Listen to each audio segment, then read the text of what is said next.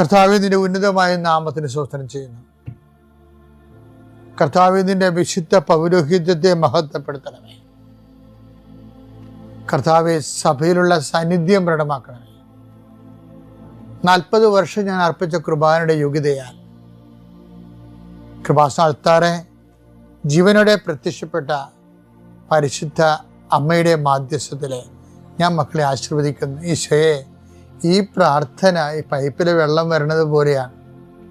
കഞ്ഞി വെക്കണമെങ്കിലും കാപ്പി അനത്തണമെങ്കിലും വെള്ളം കിട്ടണം. അതുപോലെയാണ് കർത്താവ് പലരും ലിവിങ് ബ്രെഡ് കൂടിക്കൊണ്ടിരിക്കുന്നത്. എവിടെയെങ്കിലും യാത്ര ചെയ്യുന്ന മുമ്പ് ഇതൊന്ന് കൂടിയിട്ട് പോണവരുണ്ട്. ഈശോയെ, അവർ മക്കളുടെ ഇന്നത്തെ മുഴുവൻ യാത്രകൾ ഞാൻ അങ്ങേക്ക് ഏൽപ്പിക്കുന്നു. ഞാനിപ്പോൾ കുർബാനയ്ക്ക് കയറാൻ പോവുകയാണ്. ആ കുർബാനയും ഞാൻ അങ്ങയുടെ ഈ പ്രാർത്ഥന കൂടുന്ന മക്കൾക്ക് വേണ്ടി കാഴ്ചവെക്കുന്നു. അവരുടെ കണ്ണുനീര് ഉപ്പണം കർത്താവേ. അവർ പോകുന്ന ഇടങ്ങളിൽ നീ അവിടെ കൂടെ പോകണം. പലരും ഒറ്റക്കാണ്. പലരും അവർ ഒറ്റക്ക് പോയിട്ട് നടക്കാത്ത പല കാര്യങ്ങൾക്ക് വേണ്ടിയാണ് പോണത്. ഓഫീസിലായാലും കോളേജിലായാലും സ്കൂളിലായാലും പരീക്ഷയ്ക്കായാലും ജോലിക്കായാലും ഇൻ്റർവ്യൂവിനായാലും മറ്റ് റവന്യൂ ആയിട്ടുള്ള കാര്യങ്ങൾക്കായാലും കർത്താവേ, അങ്ങയുടെ മക്കൾ പോകുന്ന ഇടങ്ങളിലെല്ലാം I come with you wherever you go.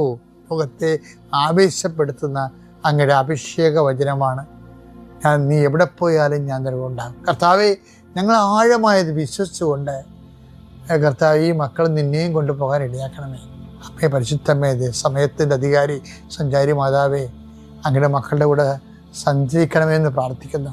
കടകമ്പോൾ നടത്തുന്നവരെ ഓർത്ത് ഞാൻ വേദനിച്ച് പ്രാർത്ഥിക്കുന്നു. കർത്താവേ, കട പൊട്ടിപ്പോകാൻ പോണവരുണ്ട്, കടം കയറി മുടിഞ്ഞവരുണ്ട്, ജപ്തി നടപടി നേരിടുന്നവരുണ്ട്, മക്കളെ ഓർത്ത് വേദനിക്കുന്നവരുണ്ട്, മക്കൾ തെറ്റായ ബന്ധങ്ങൾ അകപ്പെട്ടു പോയവരുണ്ട്, മക്കൾ പല കാര്യം വിളിച്ചു പറഞ്ഞിട്ട് മാതാപിതാക്കന്മാർക്ക് സഹായിക്കാൻ പറ്റാത്ത രീതിയിലായിട്ടുള്ളവരുണ്ട്.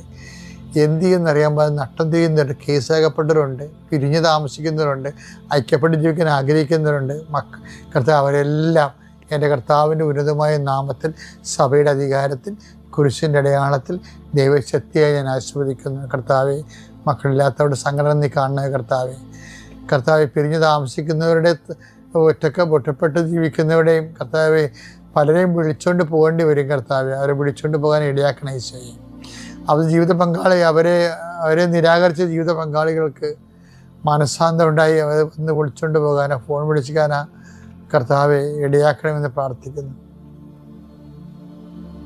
ഈശോ, ഒന്നും അസാധ്യമില്ലാത്തവനെ, അങ്ങനെ ഒരു നിമിഷത്തെ അഭിഷേകം കിട്ടിയാൽ അങ്ങയുടെ മക്കളെല്ലാം ഐക്യപ്പെട്ട് സ്നേഹപ്പെട്ടുള്ള ഈശോയെ, ഏതെല്ലാം മേഖലകളിലാണ് നിങ്ങൾ വിഷമിക്കുന്നത്?